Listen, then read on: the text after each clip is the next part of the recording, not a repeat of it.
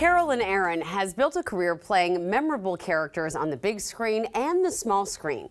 Her latest hit, The Marvelous Mrs. Maisel, is getting ready to debut its 5th and final season.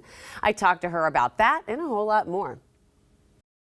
I got to start with a film that was very close to the heart of Seattleites. You were in Sleepless in Seattle as the voice of Dr. Marsha Fieldstone, the call-in radio psychologist that sets the whole thing off. And the shrinkette practically forces a guy onto the phone and says, "Tell me, what was so special about your wife?" Well, Dr. Marsha Fieldstone, I think it was like magic. What was it like working on the film? Did you know what an iconic piece of filmography it would be? No, but I will tell you, I had no idea, but Nora Ephron flew me to location. They built a soundproof booth for me so that Tom and I could really be on the phone. So ordinarily you would think, oh, I would be by myself. I would go to a recording studio. She wanted it to be so real. And that the only thing she forgot was like they would cut or go to lunch or something. They would forget I was in there. You know what I mean? And I'd like peek out and go, it's me. Where is everybody? It's the most romantic movie. Isn't it so romantic? Such a great movie. You had so many great lines in that movie, not to put you on the spot, but just offhand, do you remember any of your favorite lines? Well, this is Dr. Marsha Fieldstone. You are Sleepless in Seattle. But I have to tell you, so when they had the premiere of the film, I didn't know, what it was going to be. Everybody starts out wanting to make a hit film, but let's say not everybody gets to make one. And I went to the premiere and I was sitting next to my agent. The movie's over. The lights start to rise up and he leans over to me and goes, "Billions." I said, "Really?" He went, he just knew right away. He said, "This movie is going to be a major hit." And it's still a major hit, right? It's still a great film. If it's on, I'm going to stop and I'm going to watch it. Something else I'm excited to watch is you just signed onto a new movie called Theater Camp, and that's with Ben Platt, Amy Sedaris. The premise of this film is autobiographical, and Ben Platt and Molly Gordon and Nick Lieberman, who directed it, they all went to high school together in California with my daughter, may I say, but she was much younger. And they all went to this camp on the East Coast called Stage Door Manor, along with Beanie Feldstein. That's where they would spend their summers. And, theater camp was for the kids who were like, the misfits, the ones that, didn't get asked to the dance. And then they get to theater camp and they were all stars and had a great time. And they kind of wanted to tell the story of what that was like for them. The talent in this movie of the kids who are the campers.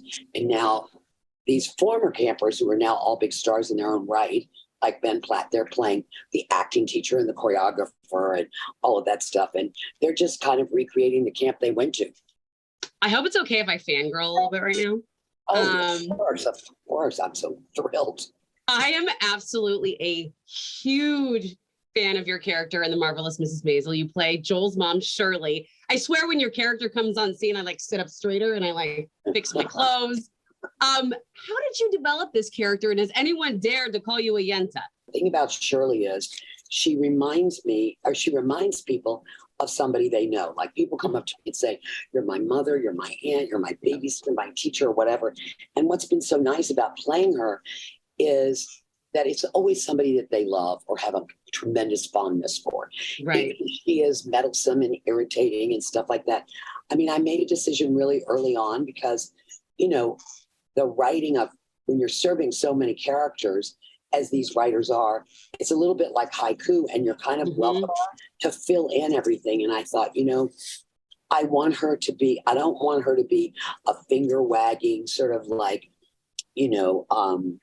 negative person. I wanted her to be full of all the joy that she can be. And so then as the seasons went on, I started sort of writing to that, I think. But Shirley, in a way, is more than decorative, which is what women were in that time. She is involved in her family business.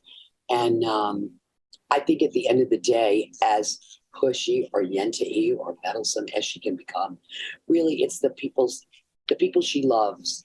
It's their happiness that is really her priority. I mean, you can't help but love her. I know, isn't it? And she feeds everybody. She's just a big lover. She loves her. She takes over other people's kitchens. That's okay. That's yeah, okay. absolutely. Because she's being nurturing in her way. You know, Yeah. she doesn't have really, she can't really read a room very well, but that's okay. So you were the first one to inform me this is the last season. I'm gonna cry. A girl knows a moment. Every single show, I'm gonna say exactly what's on my mind. It's been a 2-year wait since the end of the previous season. What can we expect from this season? We're now in the 1960s. I have no idea, honestly, how these writers are going to land this plane in a sense. But what you're going to see in the season is, which is what I love, is our heroine, who at the end of season 3, I mean, the writers couldn't have known there was a pandemic coming, but she ended up on the tarmac, you know, and she had to start her whole life again.